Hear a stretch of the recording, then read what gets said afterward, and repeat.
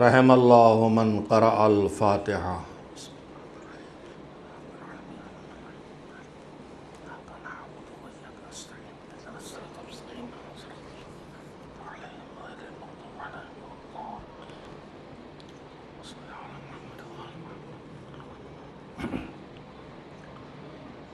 اعوذ باللہ من الشیطان اللعین الرجیم، بسم اللہ الرحمن الرحیم، الحمد للہ رب العالمین،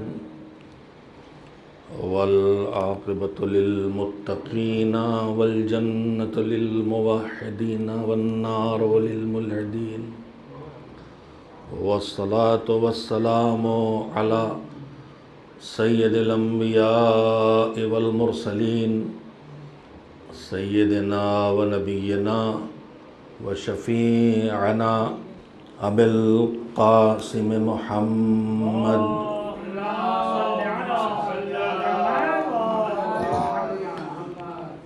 و آلہ الطیبین الطاہرین المعصومین المظلومین، واللعنۃ الدائمۃ الباقیۃ علی اعدائہم اجمعین من الآن الی یوم الدین،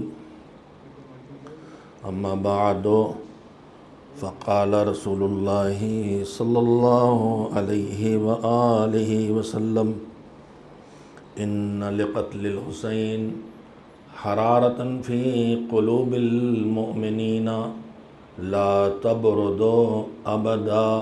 ایک بار صلوات بھیجیں محمد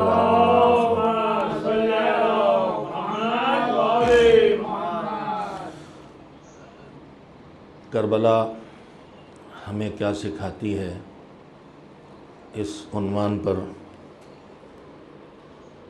اسے اپنی گفتگو کا موضوع بنا کر جو چاند رات سے گفتگو شروع کی گئی تھی، آج اس کی تیسری منزل ہے، اور اس گفتگو پر، اس موضوع پر گفتگو کے لیے سرور کائنات حضرت محمد مصطفیٰ صلی اللہ علیہ وسلم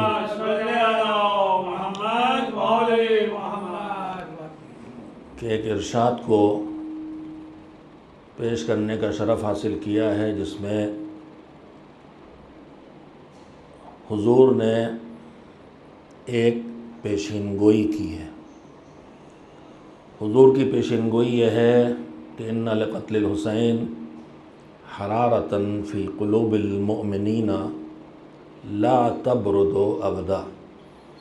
حسین کی شہادت کے لیے، حسین کی شہادت کے باعث، حسین کی شہادت کی وجہ سے جو حسین میرا قتل ہوگا، یہ حسین کی شہادت سے پہلے کا جملہ ہے، شہادت حسین کے بعد کا جملہ نہیں ہے۔ اس میں دو پیشین گوئیاں میں پہلے ترجمہ کر لوں کہ بے شک بلا شبہ اس میں کسی طرح کے شبہ کی گنجائش نہیں ہے، یہ ہو کے رہے گا کہ حسین کے قتل سے گرمی پیدا ہوگی مومنین کے دلوں میں۔ مومن کے دل کی گرمی کا مطلب بھی غور کریں، آگ لگے گی، حرارت آئے گی مومن کے دل میں، اور وہ حرارت، وہ آگ، وہ گرمی لا تبرد ابدا، بعض روایات میں لن تبرد ابدا بھی دیکھنے کو ملا مجھے، لیکن اس وقت جب میں نے عنوان کلام کے طور پر ممبر سے پیش کرنا چاہا تو بہت وقت نہیں مل سکا، میں نہیں ڈھونڈ سکا حوالے۔ لن تبرد ابدا کے ساتھ فی الحال مجھے حوالہ نہیں مل سکا، اس لیے میں نے وہ روایت پڑھی ہے جس کا حوالہ میرے پیش نظر ہے۔ لا تبردو اور لن تبردا میں فرق ہے، نہیں دو طرح کی ہے۔ جو آگے ہم کسی کام کے لیے نہیں کرتے ہیں تو وہ دو طرح کی ہے، ایک نہیں وہ ہے جو ہاں سے بدل سکتی ہے، اور ایک نہیں وہ ہے جو ہاں سے نہیں بدل سکتی۔ لا کے ذریعے جو نہیں ہوتی ہے، نفی ہوتی، نہیں بلکہ نفی، علماء سن رہے ہوں گے تو کہیں گے اس کو نفی اور نہیں کا فرق نہیں معلوم. نفی کا مطلب ہے کسی چیز کے لیے نہیں انکار کرنا، کسی چیز کا انکار کرنا، نہیں آیا، نہیں گیا. نہیں کا مطلب نہی جو عربی میں ہے اس کا مطلب حکم دینا کہ یہ نہ کرو، روکنا ہے. تو یہ لا تبردو نفی ہے، یعنی نہیں ہوگا یہ کام، کبھی ٹھنڈا نہیں ہوگا. اگر لن تبردا ہو تو یہ وہ نہیں ہے جو ہاں سے نہیں بدلتی، اور لا تبردو ہو تو وہ نہیں ہے جو ہاں سے بدلتی ہے. مثلاً جناب موسیٰ کے دور میں اللہ دکھائی دے، اس کا ڈیمانڈ بہت ہوئی، تو آخر میں اللہ نے جواب دیا کہ لن ترانی، کبھی نہیں دیکھو گے مجھے. اب یہ کہانیاں اگر آتی ہے کہ قیامت کے میدان میں دکھائی دے گا اور یوں عرش سے چوڑا اور یوں پیر جہنم میں ڈال دے گا، یہ قرآن کے بیان کے خلاف ہے، کبھی نہیں دیکھو گے. تو لن ترانی میں لن کے ساتھ الگ سے کوئی لفظ لگانے کی ضرورت نہیں پڑتی. لیکن لا جب کہتے ہیں تو نہیں کرتا، لیکن وہ نہیں جو ہاں سے بدل سکتی ہے وہ والی نہیں. نہ بدلے یہ بھی ممکن ہے، لیکن بدل جائے یہ بھی ممکن ہے. تو یہاں پہ اگر غور کریں گے تو اس جگہ لا تبردو روایت میں ہے، تو اس کے بعد ایک لفظ ہے ابدا. ازل سے ابد تک ہم اکثر لفظ بولتے ہیں، اللہ ازل سے ابد تک ہے. تک کا لفظ ہی اللہ کے لیے غلط ہے، ہمارے بولنے کی مجبوری. اس کے ہاں تک اور سے دونوں نہیں ہیں. سے اور تک تو وہاں ہوتے جہاں کہیں سے ہو، سے پہلے نہ ہو، اور تک کا مطلب تک کے بعد نہ رہے گا. ہماری مجبوریاں، ہم کہتے ہیں اللہ ازل سے ابد تک، وہ سے ہے ہی نہیں کچھ. ہے جاؤ جہاں جاؤ، تم کیا جاؤ گے، تم ممکنات میں ہو. ہے رہے گا رہے گا، تھا ہے رہے گا رہے گا رہے گا. ابد کا مطلب ہے رہے گا رہے گا رہے گا. تو پیغمبر کو کیا کہنا تھا؟ پیچھے کی بات نہیں تھی، آگے کی بات. فرمایا ان لقتل الحسین حرارۃ فی قلوب المؤمنین، بے شک مومنین کے دل میں قتل حسین سے وہ گرمی پیدا ہوگی. اگر ہوتا لن تبردا ہے روایت میں ہے، اس میں بھی پیغمبر نے ابدا لگایا ہے، لیکن یہاں میں جو روایت کتاب سے چونکہ حوالہ ملا ہے مجھے، جس وقت میں بغیر حوالے کی کوشش کرتا ہوں کوئی چیز آپ کے سامنے پیش نہ کروں. لا تبردو ابدا کثرت سے موجود ہے، علماء شیعہ اور علماء اہل سنت کی کتابوں میں موجود ہے. لا تبردو ٹھنڈی نہیں ہوگی. یہاں رک جاتے پیغمبر تو دشمن امید لگاتا کہ چلو ہمارے روکے نہیں رک رہا، ایک دن یہ عزاداری رکے گی. دوست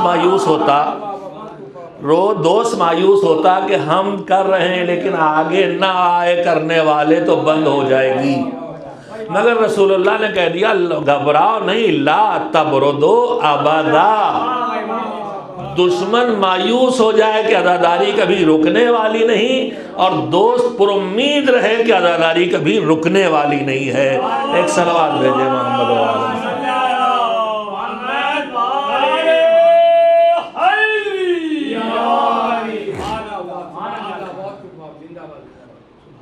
اسلام نے، میں ممبر پہ آنے کے بعد واقعاً فیض پروردگار ہوتا ہے، بعض باتیں ان کلمات کے تلاوت کرنے کے بعد ہی اللہ زبان پہ جاری کرتا. مالک اپنے اس فیض سے محروم نہ کرے کبھی. وہ تو وہ تھے کہ جن کی زبان کی بھی ضمانت اس نے نہیں لی تھی، بلکہ ان کے دل کے اندر پیدا ہونے والے خیالات تک کی ضمانت لی تھی. ان کے عمل کی ضمانت لی گئی کہ تم وما رمیت اذ رمیت، تم تھوڑی مار رہے ہو کنکریاں، یہ تو ہم ہیں.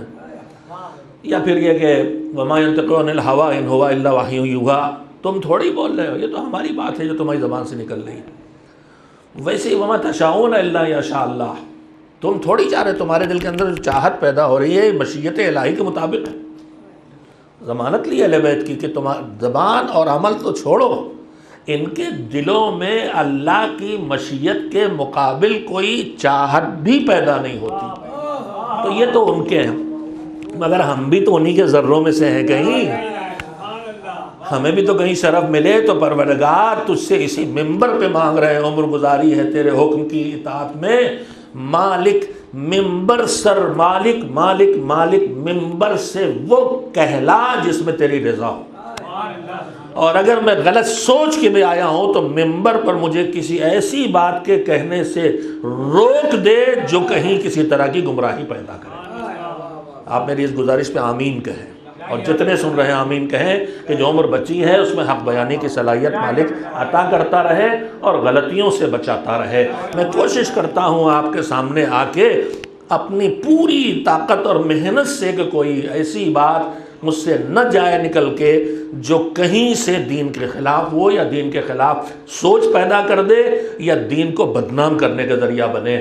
اور اگر ہم مل جل کے مہم چلائیں تو یہ ممبر واقعی وہ کارنامہ کر دے گا جس کے لیے غدیر سے، جس کے لیے مسجد النبی میں بچھا کے غدیر تک پہنچایا گیا تھا، اور اس کا طریقہ صرف یہ کہا گیا ہے کہ تم اور کچھ نہ کرو، ہم اہل بیت کی باتیں لوگوں تک پہنچاتے رہو، تمہارا کام پہنچانا ہے، ہماری باتوں کا اپنا کام اور اپنا اثر پیدا کرنا ہے۔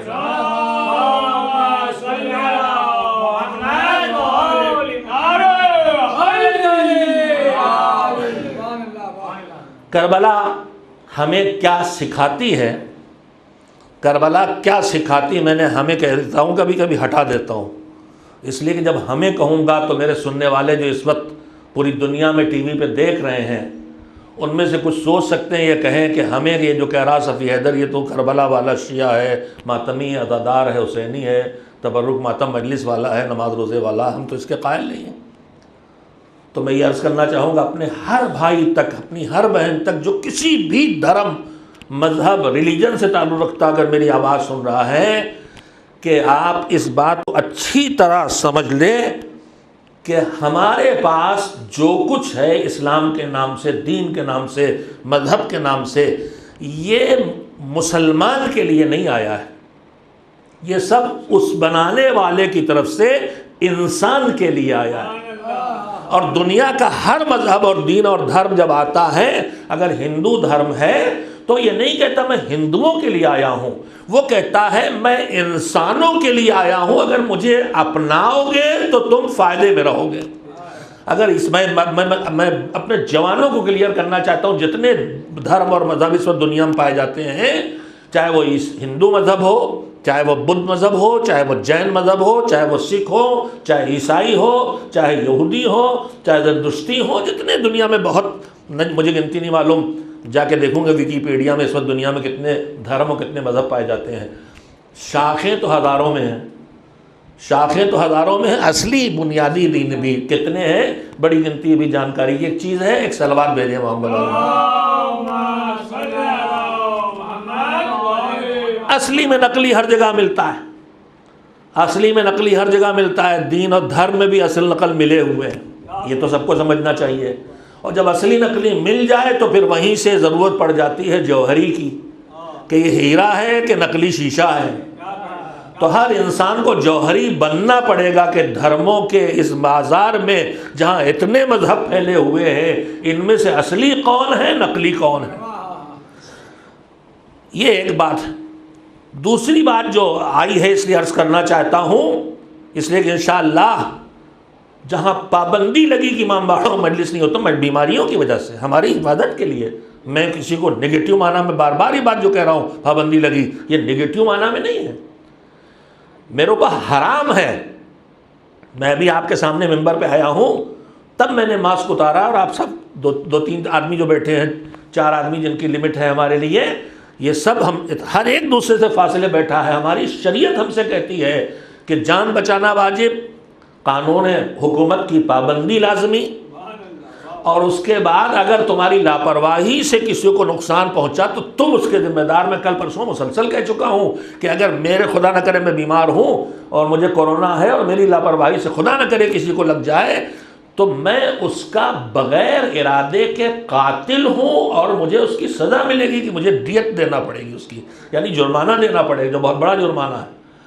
تو میں آج یہ کر رہا تھا کہ دین اور دھرم اور مذہب جتنے ہیں ان میں اصلی نقلی تو ہیں، سب اصلی نہیں ہیں، تو پرکھنا پڑے گا ایک بات۔ دوسری بات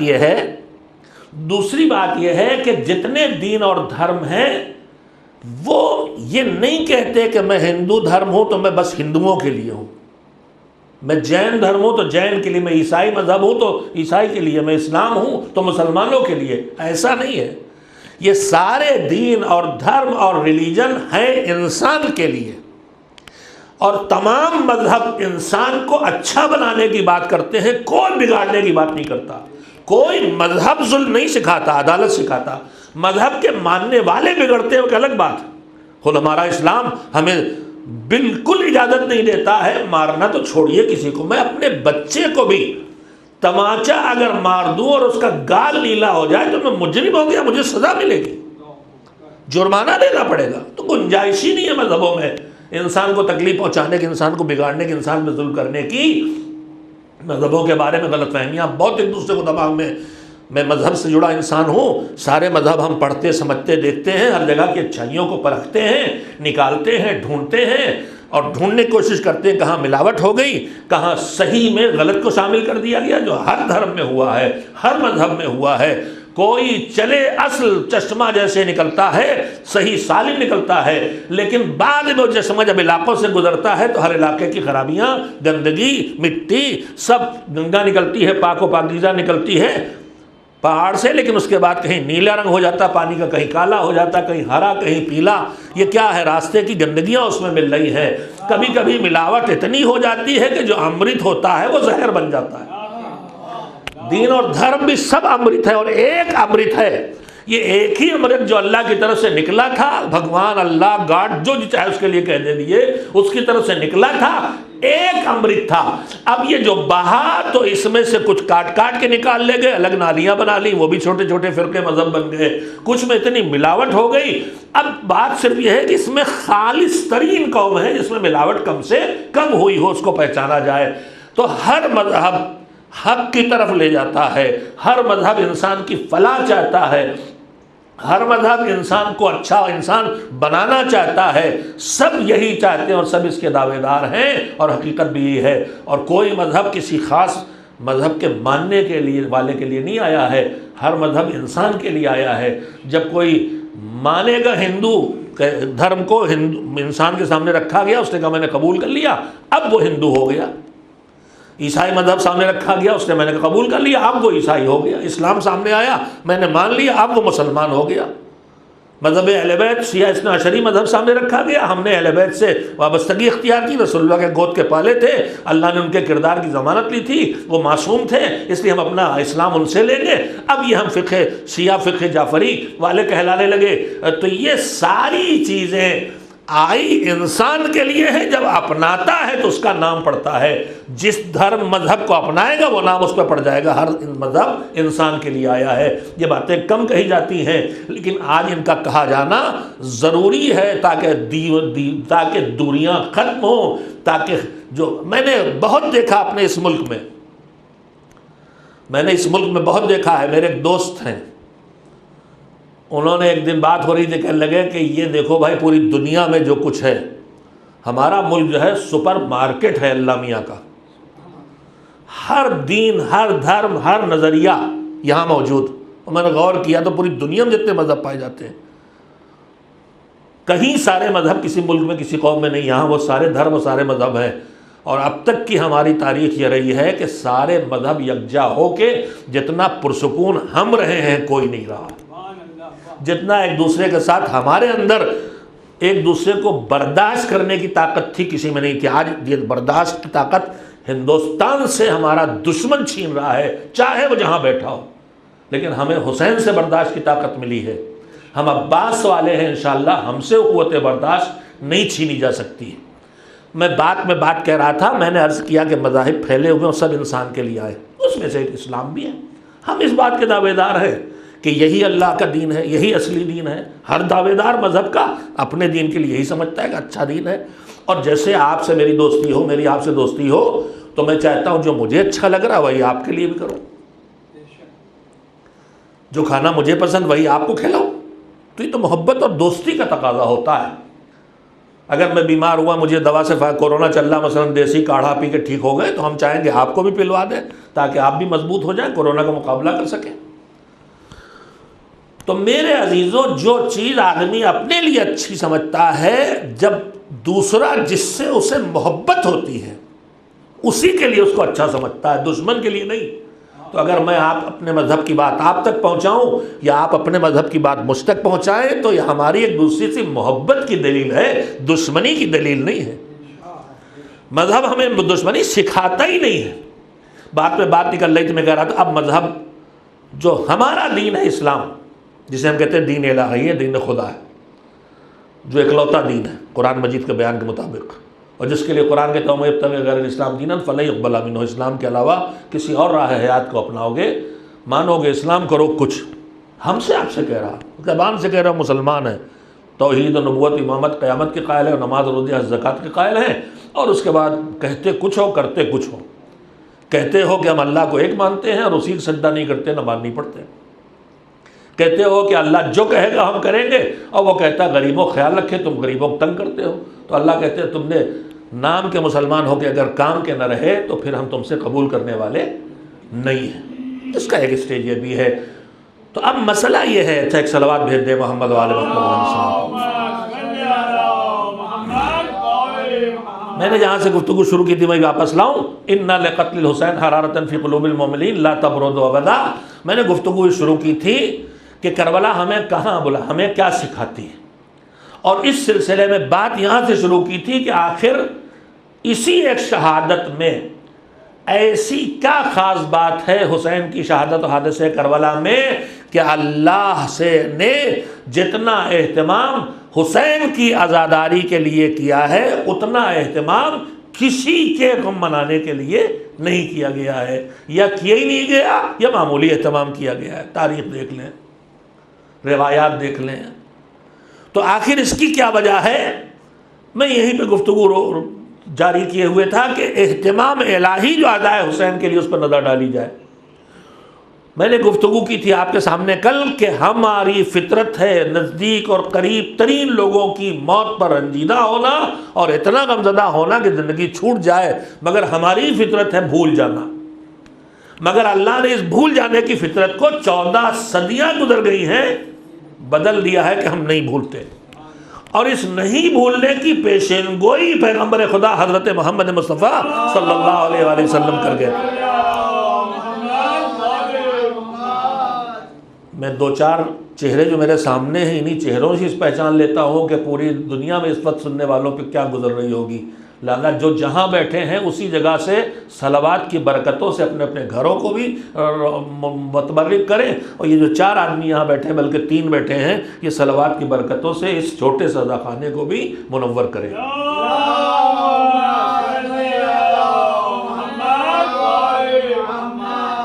دیکھیے کسی بھی دین کی سچائی ثابت کرنے کے مختلف طریقے ہوتے ہیں، ان میں سے ایک طریقہ جو اللہ نے قرآن میں اپنایا ہے اور اسلام نے اپنایا ہے، اور جس کو بھروسہ کرنا ہی پڑے گا، وہ طریقہ ہے کہ ہزاروں سال پہلے اگر کوئی پیشین گوئی کی جائے اور اس پیشین گوئی کے کرنے والا مذہب کا ذمہ دار ہو، کوئی رسول، کوئی نبی، کوئی امام، کوئی کتاب خدا، کوئی کتاب الہی، انجیل، توریت، زبور، قرآن، گیتا، جو بھی اللہ کی طرف سے ہدایت انسانی کی کتابیں آئی ہیں، ہمیں ان میں سب کے نام نہیں معلوم، لیکن قرآن مجید میں صحف کا لفظ آیا ہے، یعنی انسانی ہدایت کے لیے بہت کتابیں آئی ہیں۔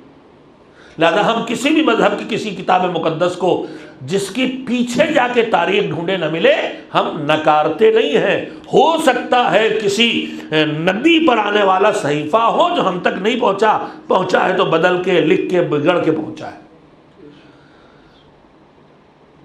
سچائی ثابت ہونے کا ایک ذریعہ اسلام نے، قرآن نے اپنایا ہے پیشین گوئیاں۔ 2 چیزیں ہیں جن سے اسلام کی سچائی سمجھی جا سکتی ہے۔ ایک ہے پیشین گوئی جو کہہ کے چلے گئے، پریڈکشن، بھوشیہ واڑی۔ اب تو میرے خیال سے سبھی سمجھ جائیں گجرات سے بنگال تک۔ پیشین گوئی جو صدیوں پہلے کی گئی ہو اگر وہ سچ ثابت ہو جائے۔ قرآن مجید نے بھی طریقہ اپنایا ہے اور اسی طریقوں کو رسالت مآب نے اپنایا۔ آپ سب مجلسیں سنتے ہیں، آپ جانتے ہیں قرآن مجید نے طریقہ کہاں اپنایا، میں تھوڑا سا آپ کو یاد دلا دوں۔ قرآن مجید کا سب سے چھوٹا سورہ ہے سورہ کوثر۔ بسم اللہ الرحمن الرحیم، انا اعطیناک الکوثر فصلی لربک وانحر ان شانئک هو الابتر۔ تفسیر اس کی یہی ہے کہ مجھے ذرا سے بتانا پڑتا اپنے چھوٹے بچوں بچیوں کے لیے کہ سورہ کوثر کیا ہے۔ حضور پیغمبر صلی اللہ علیہ وآلہ وسلم نے جب دین کو پیش کیا تو دین کے اسلام کو پیش کیا، جب لا الہ الا اللہ کہو اور قیامت کا یقین اختیار کرو اور شرک نہ کرو، جو توحید کا پیغام وہ پہنچایا تو کچھ لوگوں نے سمجھا اور مانا، کچھ نے نہیں قبول کیا، کچھ نے مانا بھی نہیں اور رکاوٹیں کھڑی کر دیں، ستانے لگے، کانٹے بچھا رہے ہیں، گندگی ڈال رہے ہیں، جان کی مارنے کی پلاننگ کر رہے ہیں، لالچ دے رہے ہیں، دھمکا رہے ہیں، سب کچھ کر ڈالا۔ جب سب تدبیریں کر کے بھی ناکام ہو گئے تو پھر کہنا شروع کیا کہ ان کا دین نہیں چلے گا۔ کیوں؟ اس لیے کہ اس وقت تک حضور کی کوئی بچہ پیدا نہیں ہوا تھا، کوئی اولاد نہیں تھی، کوئی اولاد نہیں تھی کہ ان کا دین نہیں چلے گا، اس لیے کہ چلے کیسے، ان کا سکسیسر کوئی ہے ہی نہیں، ان کی کوئی اولاد ہے ہی نہیں۔ میں نے تفصیل سے پڑھا اسی خواجہ مسجد مجلس میں یا کسی محفل میں کہ اس وقت جو دین مٹانے کے لیے کھڑا ہوا تھا دشمن دین، وہ کیا کہہ رہے تھے؟ ان کا دین نہیں چلے گا۔ کیوں کہہ رہے تھے؟ ان کے کوئی اولاد نہیں ہے۔ اچھا، ان کے اولاد نہیں تھی تو کیا دین کے ماننے والے بھی پیدا نہیں ہوئے؟ پیدا ہوئے تو اتنے کہ وہ مایوس ہو گئے تھے کہ بھیا ان کا دین رک ہی نہیں رہا، ہم نے ڈرایا، ستایا، الزام لگایا، لالچ دی، سب کچھ کر ڈالا، رکتا ہی نہیں دین، روز لوگ مسلمان ہو رہے ہیں، روز مسلمان ہو رہے ہیں۔ تو وہ مایوس ہو گئے تھے۔ تو اتنے لوگ جو مسلمان ہوئے تھے سب مکے کے تھے، تو مکے والے جو پیغمبر کے پاس آتے جاتے اٹھتے بیٹھتے وہ کیا کہلائیں گے؟ وہی مسلمان جس نے پیغمبر کو دیکھا، ساتھ رہا، اٹھا بیٹھا، باتیں سنی، وہ سب کہلاتے ہیں صحابی۔ تو میرے عزیزو، دشمن کہہ رہا تھا ان کا دین نہیں چلے گا۔ وجہ کیا بتا رہا تھا؟ ان کے کوئی اولاد نہیں ہے۔ اصحاب تھے کہ نہیں؟ اصحاب کے ہوتے بھی دشمن کہہ رہا تھا ان کا دین نہیں چلے گا، اس لیے کہ ان کے کوئی اولاد نہیں۔ اس کا مطلب دشمن بھی جانتا تھا کہ دین پیغمبر، دین خدا اسلام اصحاب کے ذریعے چلنے والا نہیں ہے، اولاد پیغمبر کے ذریعے چلنے والا ہے۔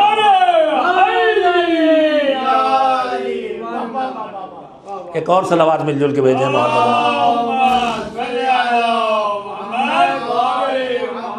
ابھی ابو لہب، ابو جہل اور جتنے ایسے تھے سب جو تانے زنی کر رہے تھے، انہوں نے کہا کہ اولاد نہیں، ان کا دین نہیں چلے گا۔ جواب میں سورہ آ گیا پورا، انا اعطیناک الکوثر، ہم نے آپ کو نعمتوں کی کثرت سے نوازا ہے، اس میں حوض کوثر بھی ہے اور اس میں کثرت اولاد بھی ہے۔ ابھی کوئی نہیں ہے وہاں پیغمبر کے یہاں، اور اللہ کہہ رہا ہم نے آپ کو کثرت اولاد دی ہے۔ اس کا ایک بیٹی اللہ نے دے دی، فاطمہ سیدہ۔ اس ایک بیٹی سے، پیغمبر کی بیٹی سے 2 بیٹے پیدا ہوئے، 2 بیٹیاں پیدا ہوئیں، 2 بیٹے حسن و حسین۔ حسین کی نسل سے مسلسل 9 معصوم امام پیدا ہوئے، سجاد، باقر، صادق، کاظم، رضا۔ اب تقی، نقی، عسکری، ان کی نسلوں میں جو آئے وہ ہیں سب پیغمبر کی بیٹی کی نسل۔ پیغمبر کی ایک بیٹی حسن، ان سے پیدا ہونے والی نسل حسنی، سید، سیدہ کی اولاد سید۔ دوسرے حسین، حسین کے بیٹے سید سجاد، ان کے کئی بیٹے، سب سے نسل چلی، کوئی زیدی، کوئی عابدی، کوئی حسینی۔ اس کے بعد آگے بڑی نسل تو اب باقری، جعفری، موسوی، کاظمی، رضوی، تقوی، نقوی، بڑھتی رہی نسلیں سادات کی، اور پھر اسے نسلیں نکل کے میرے عزیزوں۔ اور سادات کی تاریخ کیا ہے آپ سب مجلسوں میں سنتے ہیں، میں خالی یاد دلا رہا ہوں۔ بنی امیہ اور بنی ہاشم کو اس قبیلے سے دشمنی، اور خاص کر کے علی کے اولاد سے دشمنی، اور علی کی اولاد میں جو فاطمہ کے پیٹ سے اس سے دشمنی، لہذا سادات کو ہمیشہ ڈھونڈ ڈھونڈ کے مارا گیا۔ کئی ہزار سادات قید خانوں میں ایک ساتھ بند کر دیے جاتے تھے اور کھولا نہیں جاتا تھا، وہی جب کھلتا تھا تو ہڈیاں گلی ہوئی ملتی تھی، کنویں میں ڈالے جاتے تھے، قتل کر کے خون کا گارا بنا کے مٹی میں ملایا جاتا تھا۔ تو نسل پیغمبر کو مٹانے پر کم سے کم 2 حکومتیں صدیوں تک کام کرتی رہیں۔ ایک بیٹی سے جو کسی کی نسل چلی ہو جس پر 2 حکومتیں کم سے کم گزر گئی ہو مٹانے پر، ان کا نہ یہ کہ نہ مٹنا بلکہ زمین کے ہر علاقے میں سادات کا پایا جانا اللہ کی اس پیشین گوئی کو جو سورہ کوثر میں ہے ثابت کر رہا ہے کہ دشمنوں کی ساری قوت و طاقت لگا دینے کے بعد بھی آج زمین پر سید اولاد زہرا کا وجود کہہ رہا ہے کہ اللہ ہے جس نے وعدہ کیا تھا کہ ہم تمہیں کثرت اولاد سے نوازیں گے، تمہارا دشمن دم کٹا اور بغیر نسل کا ہو جائے گا، تمہاری نسل کبھی نہیں مٹے گی۔ یہ زمین پر چلتا ہوا نسل فاطمہ کا سید چاہے یہ کتنا ہی بگڑا ہو اللہ اسے ٹھیک کرے، یہ دست سوال پھیلانے کی عادت چھوڑے، یہ اپنے بزرگوں سے فاقہ کر کے دینے کی عادت کو دوبارہ واپس لائے، یہ بزدلی اور بے ایمانی چھوڑے، یہ خیانت چھوڑے اور اپنے باپ دادا جو علی اور فاطمہ اور حسن و حسین ہیں ان کے رنگت کہیں ایک ذرے میں دکھائے، ایمانداری دکھائے، نماز شب دکھائے، تقوی دکھائے، حجاب دکھائے، عفت دکھائے، مگر جیسا بھی ہے اللہ نے کہا تیرے دشمن کی نسل مٹ جائے گی، تیری کثرت اولاد عطا کروں گا۔ لہذا ہندوستان کی پہاڑیوں سے لے کے امریکہ کی وادیوں تک سید بکھیر کے بتا دیے اللہ ہے۔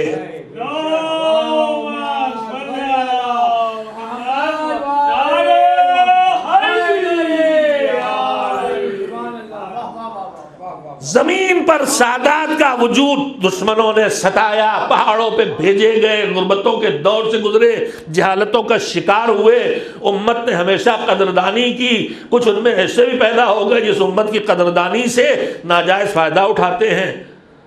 اللہ ان کی اصلاح کرے۔ ہم سید ہیں اگر تو ہمیں اگر اس پہ ذرا سے بھی تصور ہے کہ ہم ان کی نسل سے ہیں تو ہمارا شرم سے جھکنا چاہیے۔ اگر ہم سے کوئی کوتاہی اور غلطی ہوتی ہے، ہماری کوتاہی یہی تو کہنا ہے کہ یہ اپنے کو فرزند رسول کہتا، نماز نہیں پڑھتا، یہ اپنے کو فاطمہ کی بیٹی کہتی، اس طرح سے ننگے سر ٹہل کی، اس کو حیا نہیں آتی۔ جیسے زینب پر رونے والی اگر کوئی چادر چھننے پہ روتی ہے تو اسے بھی شرم کرنا چاہیے، تو کیوں رو رہی ہے؟ تجھے تو اچھا لگ رہا تیرے سر پہ چادر نہیں ہے، تو زینب کے سر پہ چادر چھننے پہ کیوں رہی؟ ہماری ذمہ داری اگر ہم مذہب کے لحاظ سے جعفری ہیں، شیعہ اثنا عشری ہیں اور نسل کے لحاظ سے سید ہیں تو میری ذمہ داری دوہری ہو گئی۔ میرے اندر 2 بار وہ طینت آئی، ایک بار وہ طینت آئی جو شیعت کے ذریعے، شیعتنا خلقوا من فاضلتی تن، شیعہ ہو تو ہماری طینت سے بچے سے بنے ہو، اور میں یہیں پہ غیر سادات کو محسوس کرا دوں۔ غیر سادات ایک طرح کا عجیب و غریب طرح کا فاصلہ پیدا ہو گیا، اس وقت میرا موضوع نہیں، ورنہ ہمارے ملک میں نہ ہمارے مذہب میں دین تقوی اصل ہے، نسل اور خاندان کی کوئی قیمت نہیں ہے۔ لیکن جو میرے یہ بھی ممبر پہ خیال آیا ہے، اللہ کرے کہ صحیح ہو، میں سید ہوں، میری جینس سیدھے جا رہی وہاں تک کہیں نہ کہیں سے، جو غیر سید ہے سوچ رہا میری جینس نہیں ہے، نہیں آپ کی بھی ہیں، آپ شیعہ ہیں ان کے، اور وہ کہہ کے گئے کہ شیعتنا خلقوا من فاضل طینتنا، ہمارے شیعہ ہماری طینت سے بنے ہیں۔ فرق یہ ہے کہ آپ طینت سے بنے جو سید نہیں ہیں تو بیچ میں زہرا نہیں آئی ہے، ہم اس طینت سے بنے ہیں تو بیچ میں زہرا آ گئی ہے۔ ایک صلوات مل جل کے بھیجے محمد و آل محمد۔ میں نے جہاں سے بات شروع کی ہے میں ہٹا نہیں ہوں وہاں سے، میں یہ کہہ رہا تھا کہ آخر عزاداری حسین کا اتنا اہتمام کیوں؟ اہتمام میں ایک اہتمام یہ ہے کہ پیغمبر کہہ گئے کہ ان لقتل حسین حرارتاً فی قلوب المومنین لا تبردوا ابدا، شہادت حسینی کے لیے مومنین کے دلوں میں وہ گرمی پیدا ہونے والی ہے جو کبھی ٹھنڈی نہیں ہوگی۔ حضور کے اس ارشاد میں 2 سچائیاں چھپی ہوئی ہیں پیشنگوئی کی شکل میں، اور جب پیشنگوئی کوئی پوری ہو تو پھر وہ صداقت کی دلیل بن جاتی۔ 2 سچائیاں کون سی چھپی ہوئی ہیں؟ پیغمبر کے ارشاد کب کا ہے؟ سن 11 ہجری میں پیغمبر دنیا سے رخصت ہو گئے، شہید ہو گئے، زہر دیا گیا، کئی بار دیا گیا، اسی کے اثر میں بیمار ہوئے، اتنے شدید بیمار ہوئے کہ دنیا سے رخصت ہو گئے، ورنہ 57 سال۔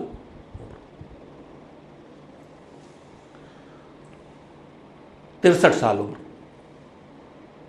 میرے عزیزو، اس وقت جب یہ جملہ کہا گیا اگر سن 11 ہجری کا بھی ہے تو امام حسین علیہ السلام کتنے بڑے ہیں؟ سن 3 ہجری میں پیدا ہوئے، امام حسین سن 11 ہجری میں رسول اللہ شہید ہوئے، دنیا سے رخصت ہوئے، تو 7 سال۔ اور کہہ رہے ہیں حسین قتل ہوں گے، ہے نا؟ ہیں۔ میں توجہ دے، میں جو بات کہنا چاہتا ہوں فیض منبر ہے انشاءاللہ۔ ان لقتل حسین، رسول اللہ یہ آپ کا بچہ آپ کی گود میں امت آپ کے قدموں کی خاک اٹھا اٹھا کے لگاتی ہے، اس بچے کو قدموں کی خاک اٹھا اٹھا کے چومتی ہے، آپ کی امت، آپ جس کے درمیان ہے، یہ بچہ مارا جائے گا نہیں؟ کوئی تصور ہے اس وقت جب پیغمبر کی زندگی میں گرویدہ مسلمان جو ہر قدم پہ پیغمبر کے لیے اپنی جان مال سب کچھ قربان کرنے پہ حاضر ہے، ایسی چاہنے والی قوم کے بیچ پیغمبر کہہ رہے ہیں حسین مارا جائے گا؟ کون مارے گا؟ یہ تو مار نہیں سکتے، اور کوئی آئے گا تو مارے گا، تو یہ مارنے دیں گے؟ پیغمبر کیسے کہہ رہے ہیں؟ کام ہونے والا نہیں ہے، یہ کام ہونے والا نہیں ہے۔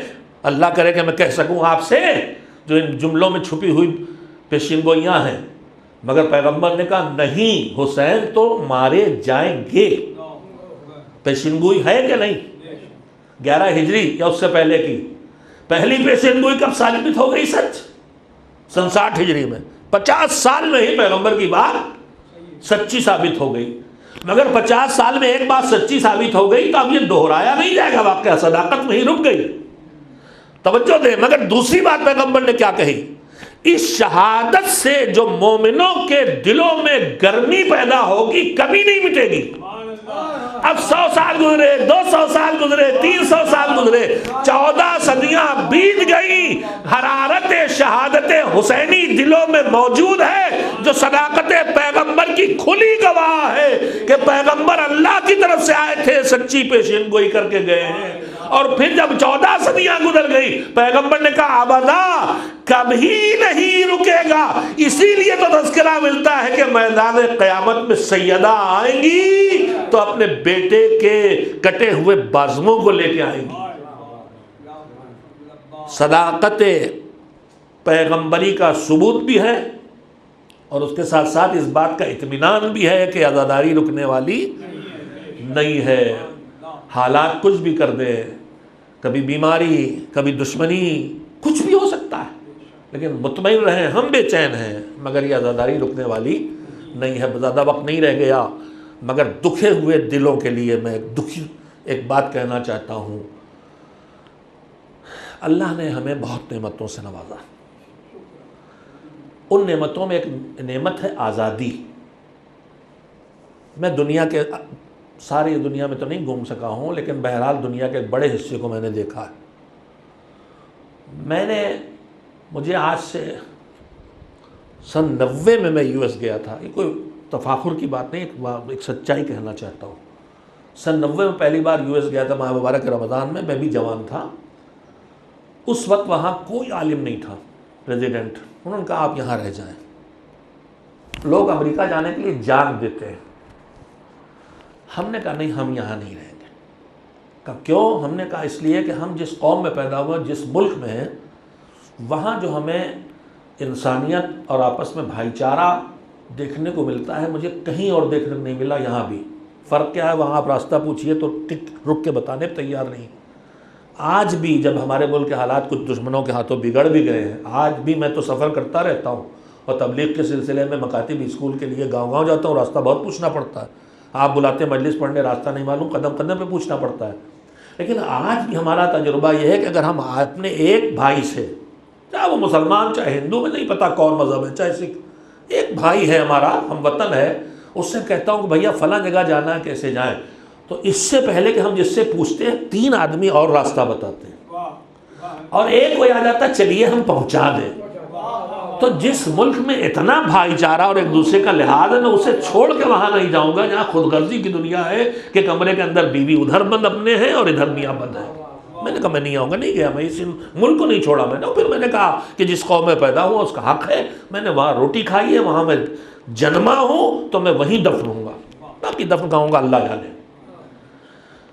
تو میرے عزیزوں اس ملک کے اندر جو ایک دوسرے کے برداشت کرنے کی طاقت تھی، سہیشوڑتا جسے کہتے ہیں ہندی میں، اور یہ برداشت کرنے کی طاقت مذہب دیتا ہے ہر ایک کو، اگر سچا مذہب ہے، اگر اس کی سچائی باقی ہے، ضائع نہیں ہوئی، برداشت کرنے کی طاقت دیتا ہے۔ تو نعمتیں ہمیں بے حساب ملی۔ ہمارے پاس زندگی کی نعمت، بڑی نعمت، سب سے بڑی نعمت ایمان کی نعمت ہے، محبت اہل بیت علیہ السلام کی نعمت ہے، اولاد کی نعمت ہے، مال کی نعمت ہے، اچھے گھر کی نعمت ہے، صحت کی نعمت، بے شمار نعمتیں ملی ہیں۔ اور کتنی نعمتیں ہیں، ان تعدوا نعمت اللہ لا تحصوها، ہم گن ہی کتنی نعمتیں پاتے ہیں، جو نعمتیں ہم گن نہیں پاتے ہیں وہ بے شمار ہے۔ خالی میں آپ کو دیکھ رہا ہوں، آپ مجھے سن رہے ہیں، تو اسی دیکھنے سننے میں جتنی نعمتیں استعمال ہو رہی ہیں، ابھی سائنس ترقی کر کے بھی سب کو ڈھونڈ نہیں پایا۔ اللہ نے پہلے ہی کہہ دیا ان تعدوا نعمت اللہ لا تحصوها، اگر گنو گے تو گن نہ پاؤ گے۔ ان بے شمار نعمتوں میں دینے والے نے اکثر بغیر مانگے نہیں ہیں۔ ایک آدھ کبھی کبھی ہم سے کہتا مانگو، دینا تو اسے ہوتا، مگر کہتا مانگو کیوں؟ مالک کہتا مانگو کا ہم دے کے بتاتے ہیں کہ ہم رب ہیں، تم مانگ کے بتاؤ کہ تم بندے ہو، اپنی بندگی کو نہ بھولو، بس اس لیے ہم کہتے ہیں مانگنے کے لیے، ورنہ ہم تو دشمن کو بھی دیتے ہیں، جو ہمارے خلاف استعمال کرتا ہے سب کچھ، اس کو بھی دے رہے ہیں، اس لیے ہم نے اسے بنایا، ہم اس کے پالنے والے، ہم نہیں چھوڑیں گے اس کو چاہے جیسا ہو۔ تو بے شمار نعمتیں اللہ سے ملی، اور نعمت ہم آپ کوئی چیز کسی کو دیں تو کبھی کبھی ہم تھوڑے دنوں بعد واپس مانگیں، موٹر سائیکل دی چلائی، واپس کرو بھائی، بس اس سادہ نہیں۔ مگر اللہ جو دیتا ہے واپس لینے کے لیے نہیں دیتا، وہ واپس لینے کے لیے نہیں دیتا۔ یہ نعمتیں جو اس نے دی ہیں وہ دیتا ہے واپس لینے کے لیے نہیں، مگر کبھی کبھی وہ نعمت ہم سے چھنتی ہے۔ جب چھنتی ہے تو ہم سمجھتے ہیں اللہ نے چھین لی، اللہ نہیں چھین لیتا۔ میں بہت اہم بات کہنا چاہتا ہوں، نعمت دیتا ہے وہ بغیر مانگے، مگر نعمت دینے کے بعد ایک قانون نافذ کر دیا ہے اس نے کہ اگر نعمت کو بچائے رکھنا ہے اور بڑھانا ہے تو تمہیں شکران نعمت کرنا ہوگا، نعمت کا شکر کرنا ہوگا۔ اور اگر تم نے شکران نعمت نہ کیا، نعمت کا شکر نہ کیا، یعنی قدر نعمت نہ کی، شکران نعمت یعنی نعمت کی قدر کرنا، اس نعمت کا بیجا استعمال نہ کرنا۔ مثلا مجھے پیسے ملے، اب پیسے کی قدر یہ ہے کہ میں اسے فضول خرچی میں نہ اڑاؤں، میں اس پیسے کی استعمال لوگوں کو تنگ کرنے میں نہ کروں، ذلیل کرنے میں نہ کروں، ورنہ ہی چھنے گا۔ اسراف کروں گا، تبذیر کروں گا، برباد کروں گا تو ایک دن یہ نعمت مجھ سے چھنے گی۔ طاقت ملی ہے غریبوں کمزوروں کی مدد کے لیے، اب اس کا صحیح استعمال یہ ہے کہ میں کمزوروں کو کام آؤں، یہ نہ کروں کہ کمزوروں کو اس طاقت سے کچلوں اور دباؤں، چاہے وہ میرے بدن کی طاقت ہو، چاہے میرے تعلقات کی طاقت ہو۔ اگر میں کروں گا تو ایک دن یہ طاقت چھنے گی۔ تو شکران نعمت ہے نعمت کا احساس کرنا اور اس کی قدردانی کرنا اور اس کا بیجا استعمال نہ کرنا۔ کفران نعمت ہے نعمت کی ناقدری کرنا، جیسے آج کل ہمارے ہاں جن گھروں میں بہت فراوانی ہوتی، پلیٹوں میں کھانا چھوڑتے ہیں، ایک دن یہ بھوکے مریں گے۔ بے حساب نعمتیں ہیں، خواتین کے پاس بے شمار کپڑے ہوتے، ناقدری ادھر پڑے ادھر پڑے، برباد ہو رہے۔ شوہر چاہے بیچارہ تنگ بھی ہو تب بھی ناقدری کرتی، پھر چھننا۔ یہ چیز یاد رکھیں، جس کی آپ قدر نہیں کریں گی وہ ایک دن چھن کے رہے گا۔ تو کفران نعمت ہے نعمت کی ناقدری کرنا اور اس کا بیجا استعمال کرنا۔ توجہ دیں، آزادی ہمارے اس ملک کی ایک بڑی نعمت ہے، عقیدے کی آزادی، اپنے مذہب پر عمل کی آزادی، نماز پڑھو، مسجد بناؤ، عزاداری کرو، امام باڑہ بناؤ، جلوس نکالو، مجلس کرو، نظام کے اندر، ڈسپلن کے اندر رہ کے آزادی ہے۔ ہمارا دستور العمل بھی کہتا ہے مذہب کی آزادی دی جائے گی، ہمارا سپریم کورٹ بھی کہتا ہے مذہب کی آزادی دی جائے گی۔ اگر کہیں کسی چھوٹی سی جگہ پر کسی چھوٹے آفیسر سے کوئی ایسی رکاوٹ کھڑی کی جاتی ہے کہ جو مذہب کی آزادی کو روکتی ہے تو ہمارا کورٹ فوراً وہ آزادی ہم کو دلواتا ہے۔ تو مذہب کی آزادی ایک بڑی نعمت ہے۔ اظہار خیال کی آزادی، حکومت پر تبصرہ اور تنقید کرتے ہو تمہیں آزادی، یہ جرم نہیں ہے، البتہ احترام کے ساتھ، بگاڑنے کے لیے نہیں، سدھارنے کے لیے۔ تو آزادی کی نعمت بھی ایک زبان کی آزادی، قلم کی آزادی، مذہب کی آزادی، رہائش کی، ہر جگہ قانون کے دائرے ہیں۔ ہم جو چاہے پہنیں تو ہم ننگے ٹہلیں نہیں، یہاں آزادی روکی جائے گی، اس لیے کہ اب یہاں کی آزادی، تمہاری آزادی دوسرے کو بگاڑ رہی ہے۔ آزاد ہے گاڑی چلائے لیکن ہم لیفٹ ہینڈ پہ ڈرائیونگ کرنے کے بجائے رائٹ پہ چلائیں گے، نہ چل ادھر، اپنی جان بھی خطرے میں ڈال رہا ہے دوسرے کی بھی۔ تو آزادی کے بعد بھی حکومتیں بھی پابندی لگاتی ہیں میرے عزیزوں۔ ایک جملہ آیا کہنا چاہتا ہوں کہ پوری آزادی، جیسے چاہو رہو، جو چاہو کھاؤ، لیکن زہر کھاؤ جرم ہے، پولیس پکڑ کے لے جائے گی۔ تو آزادی کے آگے پابندی ہے کہ نہیں ہے؟ حکومتیں بھی آزادی پہ پابندی تب لگاتی ہیں جب یہ آزادی خود مجھے نقصان پہنچائے یا میری سوسائٹی کو۔ مذہب بھی یہی کرتا ہے، آزادیوں کو پابندیاں لگاتا ہے، بولو مگر جب دوسرے کو تکلیف پہنچاؤ گے تو روکے جاؤ گے، دیکھو مگر دیکھ کے اپنی زندگی تباہ کرو گے، دوسرے کی عزت لوٹو گے تو روکے جاؤ گے۔ بھئی یہی وہ آزادی پر پابندیاں ہیں جو آزادی یا مجھے تباہ کرتی ہے، میری سوسائٹی کو تباہ کرتی ہے۔ مذہب کی فلسفہ یہی ہے، جو پابندیاں حرام کی ہے اس کا فلسفہ یہی ہے کہ یہ وہ آزادی ہے یا تمہیں نقصان پہنچائے گی تمہاری سوسائٹی کو۔ تو ہمارے پاس ایک نعمت ہے، آزادی کی نعمت۔ جب نعمت کی ناقدری ہو تو پھر نعمت کبھی کبھی چلی جاتی ہے۔ ہم سوچیں، ہم غور کریں، ہم اندازہ لگائیں کہ پوری دنیا سے کورونا بیماری نے ہماری کتنی آزادیاں چھین لی۔ پوری انسانیت سوچے، نعمت تھی آزادی، کیوں چھن گئی آزادی؟ کیوں گھروں میں قید کر دیے گئے؟ کیوں گھروں سے نکلنے پہ مہینوں پابندی رہی؟ کیوں ہم سے آزادی چھنی؟ قدرت نے اس وبا کے ذریعے ہم سے کیوں آزادی چھین لی؟ سارے انسان سوچیں۔ کاروبار نہیں کر سکتے، آفس نہیں جا سکتے، ایک دوسرے کے قریب نہیں آ سکتے، ایک دوسرے کو گلے نہیں لگا سکتے، ایک دوسرے سے ہاتھ نہیں ملا سکتے، ایک دوسرے کے ساتھ مل کے کھانا نزدیک بیٹھ کے نہیں کھا سکتے۔ یہ سب آزادیاں، سب نعمتیں تھیں، سب چھن گئی ہم سے۔ سوچیں کیوں؟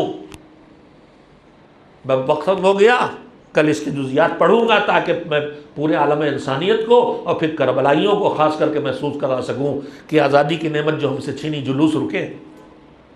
مسجدیں مجلسیں ویسی نہیں ہو رہی جیسی ہونا چاہیے، رمضان ہم نہیں کر سکے ویسے جو کرنا چاہیے تھا، نماز جماعت رکی ہوئی ہے۔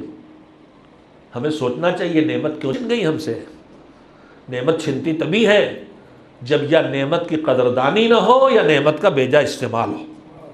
ہمیں غور کرنا ہوگا پوری انسانیت کو کہ کورونا نے جو ہماری بہت سی نعمتیں چھینی ہیں، جن میں سب سے بڑی نعمت آزادی ہے، اور اس میں مذہب کی آزادی جو ہم سے اس وقت ہمارے پاس نہیں ہے، یہ کیوں چھنی؟ یہ ہماری غلطیوں کا نتیجہ۔ کل پر انشاءاللہ اس پر تفصیل سے گفتگو کروں گا تاکہ ہر مشکل سے نکلنے کے جو اللہ نے راستے رکھے ہیں ان تک ہم پہنچے۔ ان مصیبتوں سے نکلنا ہے تو ان مصیبتوں سے نکلنے کے راستے بھی ہمیں بتائے گئے ہیں۔ ایک صلوات بھیج دیں محمد۔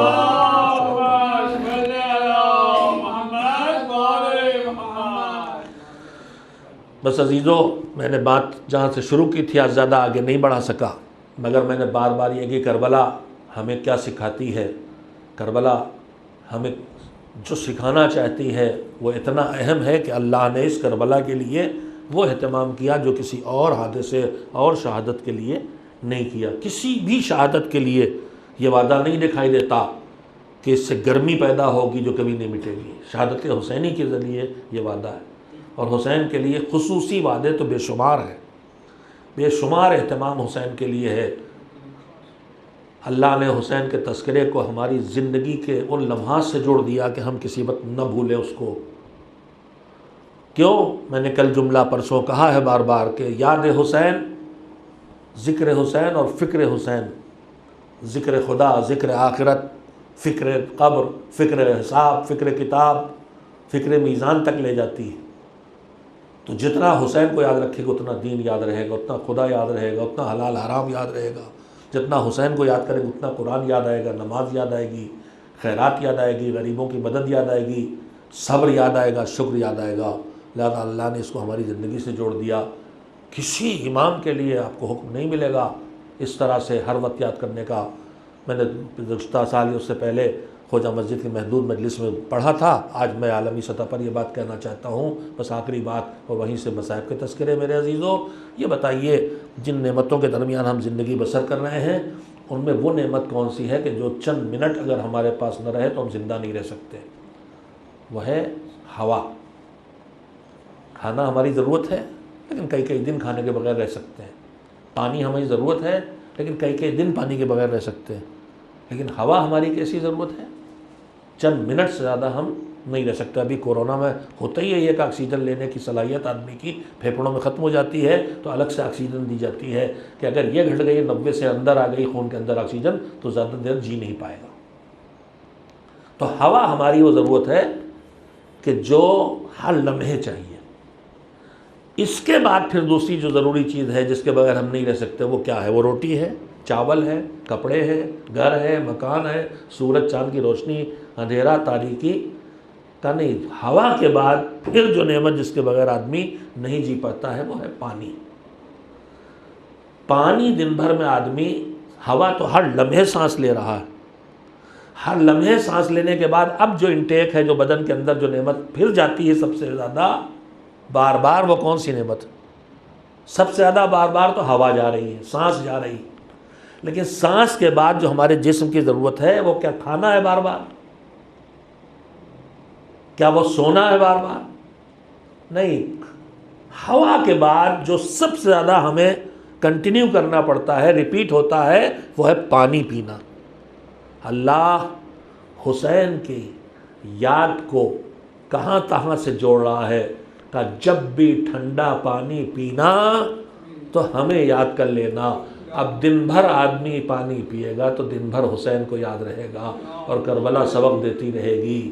چلو میں پانی لے کے پھینک دیا تھا عباس نے اس لیے کہ بچی پیاسی، اور پانی آیا تھا مسلم کے دہن تک مگر خون مل کے نجس ہو گیا.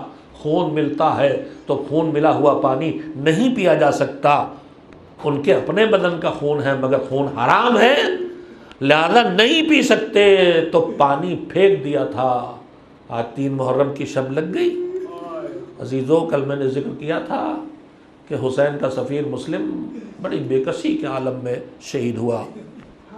بچے چھوٹ گئے، نہ باپ کو پتہ چلا کہ میرے بچوں پہ کیا گزری، نہ ماں کو پتہ چلا. مگر اس مسلم کی شہادت بھی عجیب و غریب، بے کسی اور تنہائی کی شہادت ہے. مسلم کربلا کے شہداء کا ایک حصہ ہے. کربلا میں جو شہید ہوا 2 چیزیں تھیں قابل مظلومیت. ساری مظلومیت کے باوجود کربلا میں جب کوئی لڑنے جاتا ہے تو آگے مجاہد لڑ رہا، پیچھے حسین کھڑے ہیں، عباس کھڑے ہیں. شاباش بیٹا، شاباش میرے ناصر، شاباش میرے بھیا. پیچھے سے ہمت بندانے والے بھی ہیں، ساتھ دینے والے بھی ہیں. بس آخری لمحہ جب آیا تھا، جب حسین لڑنے گئے تھے تو ضرور فرات کا رخ کر کے جذباتی کیفیت کو خطبہ نے نقل کیا ہے کہ رکابوں پہ پیر ڈال کے تن کے کھڑے ہوئے اور کہا عباس جوانی کے جوہر دکھائے تھے اپنے بوڑھے بھیا کی جنگ دیکھ. مگر جب حسین لڑ رہے تو چاروں طرف چاہنے والوں کی لاشیں ہی زندہ تھی، تڑپ تڑپ کے گواہی دے رہی تھی. خیمے میں بہن موجود تھی. مگر مسلم جب کوفے میں لڑنے چلے ہیں تو ہزاروں کا لشکر ساتھ تھا. مگر 8 ذی الحجہ کی شام ہوتے آتے ہزاروں کی تعداد سینکڑوں سے بدلی، سینکڑوں کی تعداد گنتیوں پہ آ گئی. اور جب 9 ذی الحجہ کی شب میں مسلم نماز عشاء کے بعد مسجد سے نکلے تو اکیلے تھے. حسین کا سفیر، مسلم کا عقیل کا لال تنہا ہے، بچوں کو چھوڑ کے آیا، وہاں بھی واپس نہیں جا سکتے. کہاں جائے؟ حیرت زدگی، سارے دروازے بند ہیں، ہر طرف سناٹا ہے. دن بھر جنگ لڑی ہے، بھوکے بھی ہیں، پیاسے بھی ہیں. اس عالم میں سمجھ میں نہیں آیا کہاں جائیں. مسجد کے پاس تھوڑی دور پہ گھر ہے، جا کے دروازے پہ بیٹھ گئے. گھر کے اندر سے جب کسی کو احساس ہوا کوئی دروازے پہ بیٹھا ہے تو گھر سے ایک ضعیفہ نکلی، ان کا نام طوا، ہم آپ سب جانتے ہیں. دیکھا کہ کوئی آدمی بیٹھا ہے گرد و خاک غبار میں ڈوبا ہوا، سمجھی کوئی مسافر ہے، تھک کے بیٹھ گیا ہے، چلا جائے گا. تھوڑی دیر جب مسافر مسلم بیٹھے رہے تو طوا پھر سامنے آئی. کہا تم حالات نہیں جانتے شہر کے، حالات بہت خراب ہیں، پرآشوب ہیں، جلدی سے اپنے گھر چلے جاؤ.